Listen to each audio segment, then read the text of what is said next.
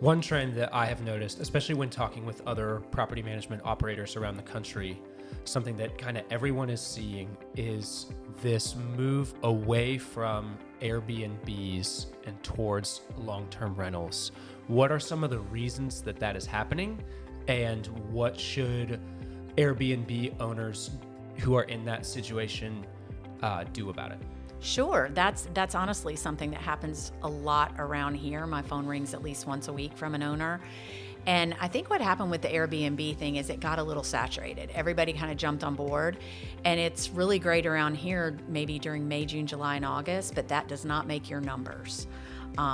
We find that there's a lot more furnished rentals in this area because we are located near beaches. And if your Airbnb wasn't, say, within walking distance of downtown or some sort of attraction or very close to the area beaches, owners were not getting at least anymore after, say, September. So what we're finding is they can come to us and then get rid of the furniture. If they want to, they can even store it. I've checked with an accountant. That's an operating expense for tax purposes.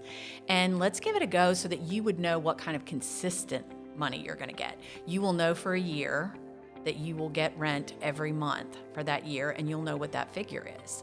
When you have an Airbnb, my sister has one, and it at least great for 4 months out of the year, but now it's dying.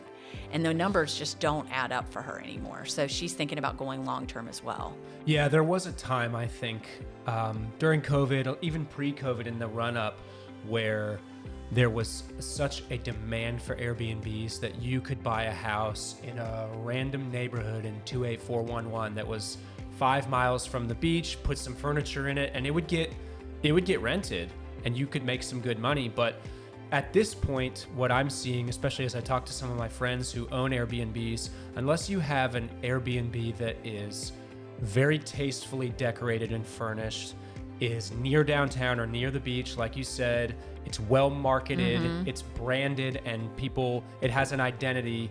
It's very hard to keep it rented, and it's very hard to make the sort of money that you're used to making. Exactly. And not only that, the amount of wear and tear that you have on the items and things, and then you'll have these large pockets of vacancy. I think in a very uncertain world, anything you can make certain makes sense. Yeah. So can you talk a little bit about why we do not advise you to, even if you want to go from Airbnb to long-term, why we don't advise furnished rentals, and why we advise that you get rid of all the furniture in the house, either store it or sell it, but don't try to rent it out furnished. Exactly. Not only is there additional wear and tear on those items, but also people, when they come to live in a place for over a year, they want to bring on their own stuff. Right. I personally just moved, and I can tell you, I didn't have enough room for everything that I had. An owner doesn't need to leave things behind, and there doesn't need to be any confusion or, in some cases, liability of things left behind. So I think it's really important, clear it out, let that person make the home they're borrowing from you and paying you for their own for a little while. Right. Yeah. Almost every rental tenant prospect has furniture that they want to move into the home. They don't want to use your furniture. They want to use their own furniture. Exactly. That's perfectly put. And I think the other thing too, and I think owners don't really quite get it, is, your stuff might not be their taste either. Right. So you try not to get too personal with people about telling them things like that. But I do know that in Wilmington alone, our Airbnb market got incredibly saturated. And I think it was a great idea at the time, but now the times move forward, and I think people would like to get more consistent income. Yeah, I absolutely agree. And we have gotten to the point with furnished rentals because we've tried to manage furnished rentals and it just doesn't work very well. And so we actually won't even take your furnished rentals. If you insist on coming to us with a furnished long-term rental, we will refer you to a different company who might want to take that, because we so strongly believe that that is not the way to go.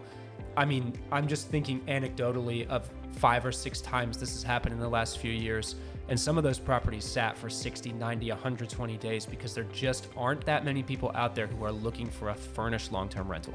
Well, exactly. And plus, it also went up the time frame if somebody did want to rent a furnished rental while they were, say, building a home. building a home now is 6 months longer than it used to be. You used to be able to get it done inside of 10 months. That doesn't happen anymore. Right. And also, people forget that beginning October through March, we have all these vacation rentals at the beaches. Every single one of those furnished rentals, you can go rent those for 3 months. Yeah, all they're day happy. long. They're happy to do monthly for you, 3 months, 4 months, 5 months, 6 months.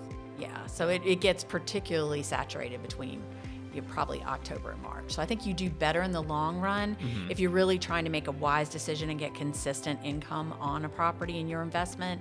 It makes sense to get a 1-year lease. If you're one of those people that are in this particular situation with an Airbnb or VRBO or furnished rental of any kind, just reach out to me, and I'm glad to help you figure out how to unfurnish it, give you a really accurate rental rate of what we think we're going to get for your property, and kind of project what it's going to look like for you once you do unfurnish it. So I'm glad to help you in any way that I can, and I can walk you through the whole process. It's super, super easy.